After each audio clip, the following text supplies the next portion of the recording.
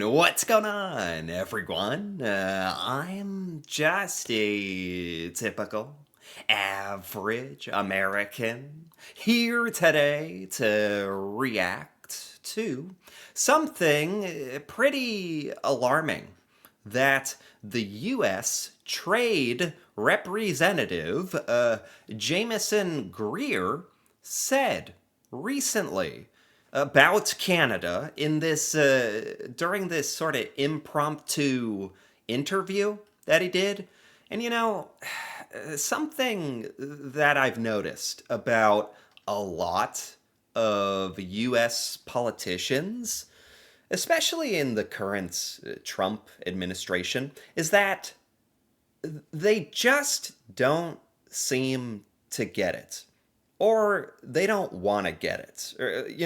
Like how the United States, how we are the one that started all of this, and how the tariffs are hurting us too, and some of them just seem to have kind of this attitude that the United States, that we should be able to do whatever we want, whenever we want, with absolutely no consequences, and don't you dare complain about it, anybody. If we tariff you, if we do anything, don't you dare say a word of criticism about it. And, well, you know what? I'm here to complain about it. So let's take a look at this, what exactly he said the other day. Well, what I will say is when we go to other countries and we make a deal with them, the other countries, they agree that we can have a tariff on them, that we can have a protective tariff to protect our industries as we try to reshore,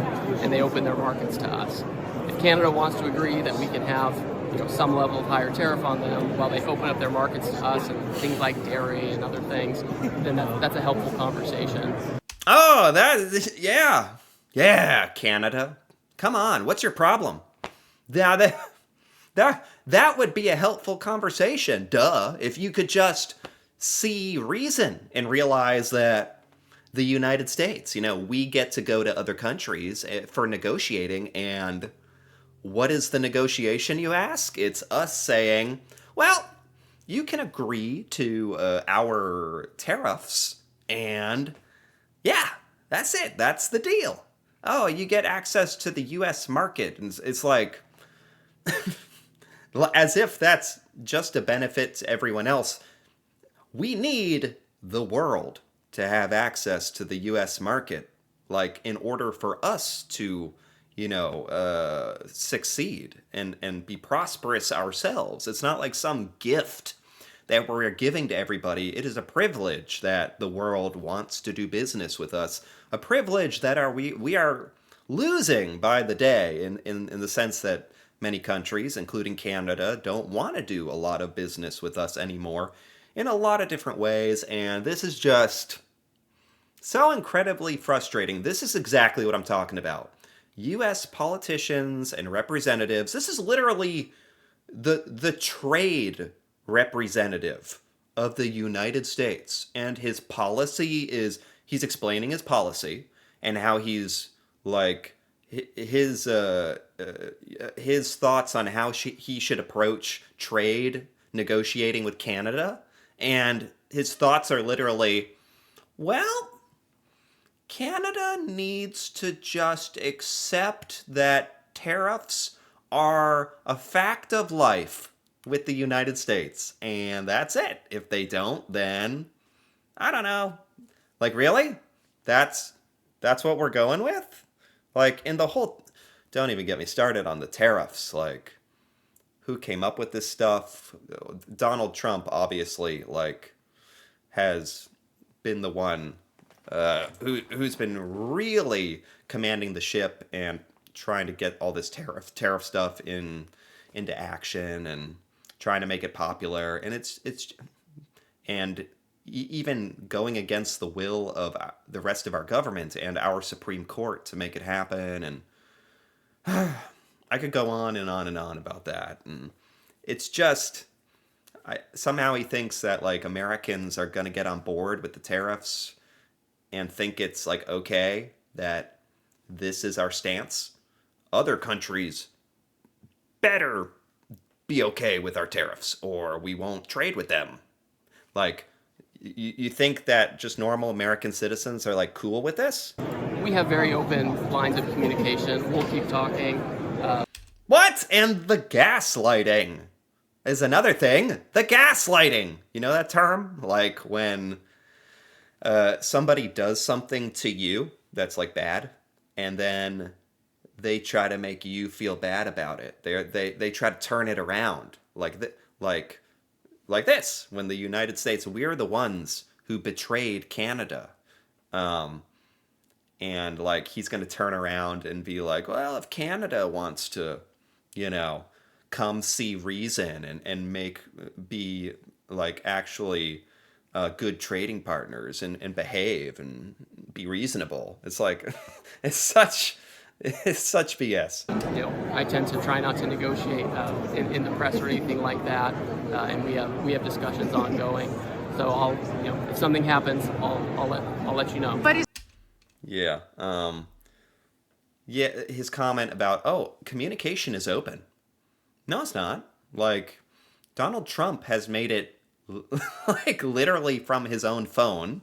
If you read his posts on like Truth Social or whatever, or Twitter or X or whatever, if you read literally what Trump posts, he has openly said at times like, I am henceforth not talking to Canada. Like throwing a tantrum, basically. And you're like, so don't show me some representative of Donald Trump saying like, no, our line of communication, we're open to negotiation with Canada, like as if we're waiting on Canada. Like, yes, it's a two-sided deal going on here, but it's been very obvious to anybody paying attention that Donald Trump and therefore the U.S. government has made it extremely difficult to negotiate with us. So don't say that. Don't come at me saying all that. It's just not true. Isn't the point of USMCA so there aren't tariffs? Isn't that the point of USMCA? The concern about USMCA is that when we put it into effect, the hope was that there would be more, more critical supply chains reshored to the United States. There'd be more U.S. content.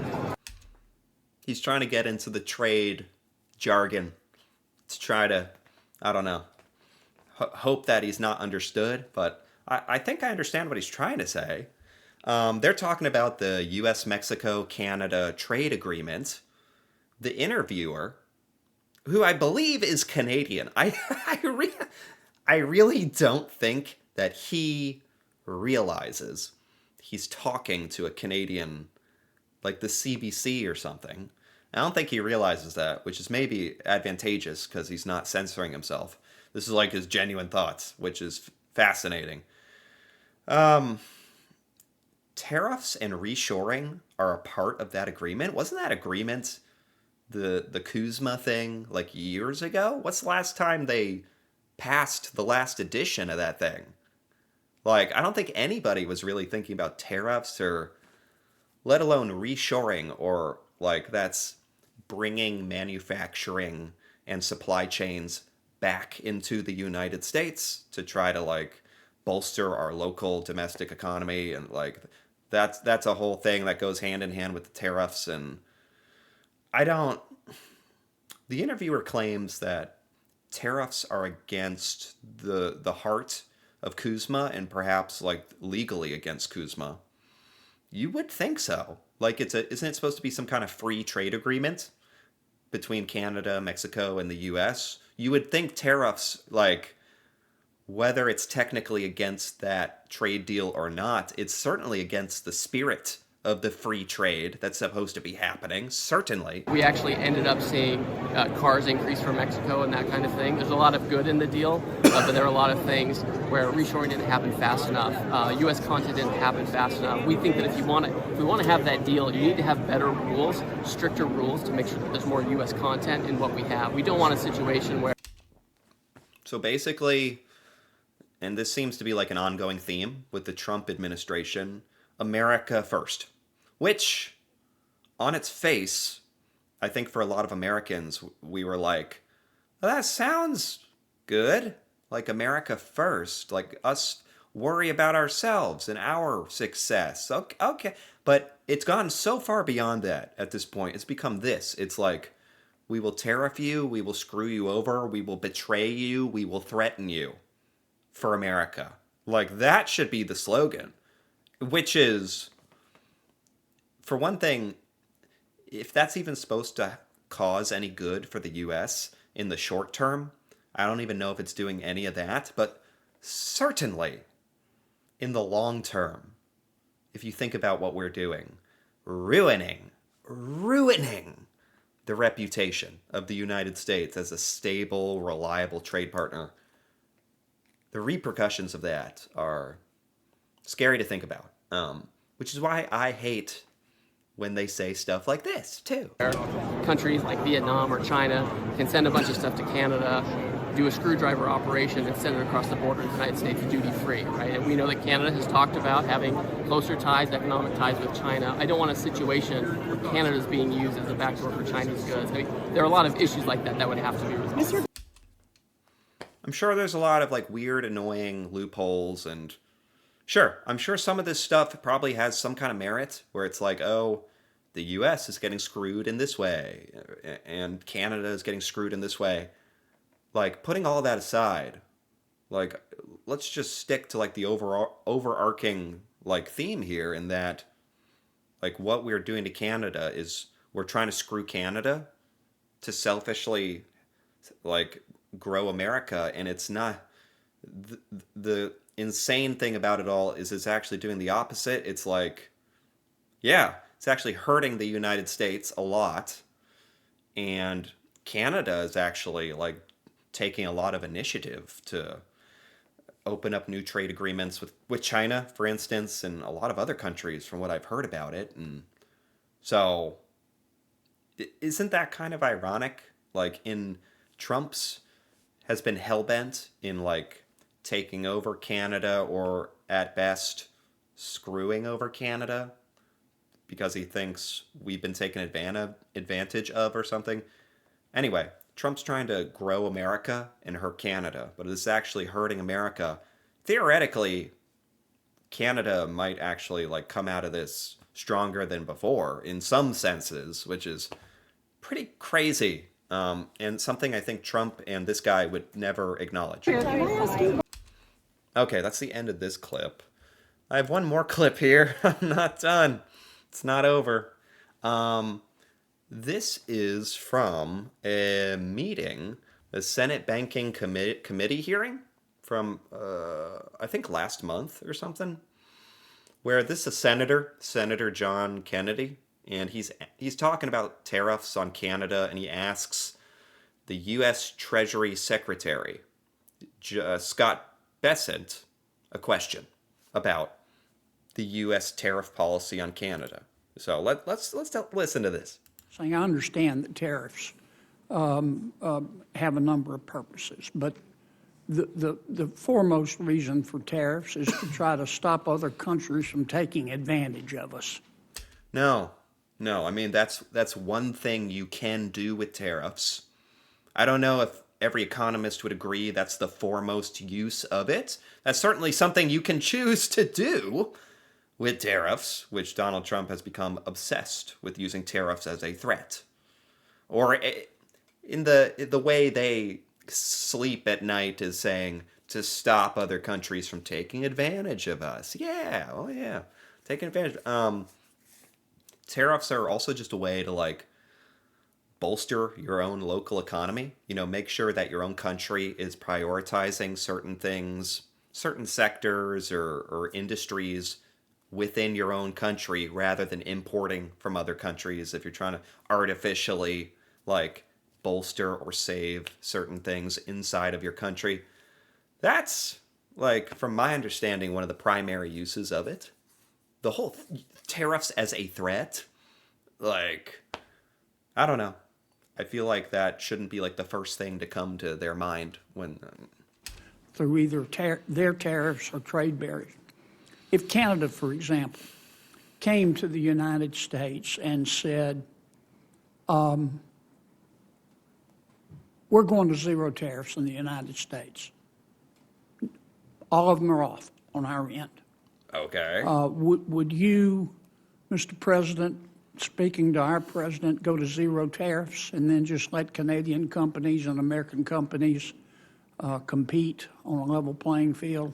You would Absolutely not. As we saw last week, when 2 weeks ago, when Prime Minister Carney went to China, he lowered tariffs on Chinese EVs from Excuse me. This is sending me to an early grave. Oh my God. Sorry, I'm not trying to be disgusting. If in this hypothetical situation, if Canada went to zero tariffs on the US, no retaliation, you just said, okay, zero tariffs, would the US then also concede our tariffs and just create a free trading environment? And he says no. What the hell does that mean? We don't want a free trade environment between Canada and the US. It basically is admitting that the United States' stance is that a fair deal is not a good deal. It's not an acceptable deal. The United States needs to have an unfair deal, a deal in our favor. That's like compromise is out the window, I guess. Like, I don't see how anybody. I understand with trade and negotiation, everybody is fighting for the better deal. I'm not naive. I know that is a part of it, but this is literally like, if Canada went to zero tariffs, that wouldn't be good enough for us. Like, I don't know. It just kind of gives you some insight into how these U.S. politicians who are dictating a lot of these policies think. 100% to 6%. U.S. has 100% tariff on Chinese EVs. We couldn't let our northern border be used as a way for Chinese EVs to come into the U.S. Right, okay. What? He's coming up with some like That's why we can't have a free trade agreement with Canada, because we'll lose money on electric vehicles. Okay. Sure. There's always going to be some kind of loophole or excuse or, as I like to say, sort of political mumbo-jumbo rambling. That's kind of like what they're professionals at. I don't know. I sound like so anti-politics right now. And maybe I am. Or maybe I'm just tired of like people who are so fake and so not representing the genuine interests of everyday American citizens. I guess that's what I'm saying. And certainly not Canadians either. But they operate under the guise of like, oh, we're doing what's best for America. It's like, no, I don't think so. And they think we're like too dumb to see that, or that's maybe the most infuriating part. But anyway, I wanted to take a look at these because these are just two examples of like some clips where American trade representatives, politicians in charge of this stuff, are on camera openly discussing their stupid takes. And yeah, I think Americans need to like pay attention to this and get upset and like think about who is representing us and what's best for us and for the world. Whatever happened to that, like worrying about the rest of the world too. Like we don't have to be selfish. Like, I don't know. Anyway, if you enjoyed this, feel free to give this video a like or leave a comment with your thoughts on what these trade representatives said and some of the thoughts I had. Or that'd be cool to hear about, especially from Canadians out there with your perspective on all this. And if you're interested in more videos like this, me reacting to Canadian related things and Canadian stuff I've never seen or heard before, feel free to subscribe for more. And until then, thanks for watching and see you next time.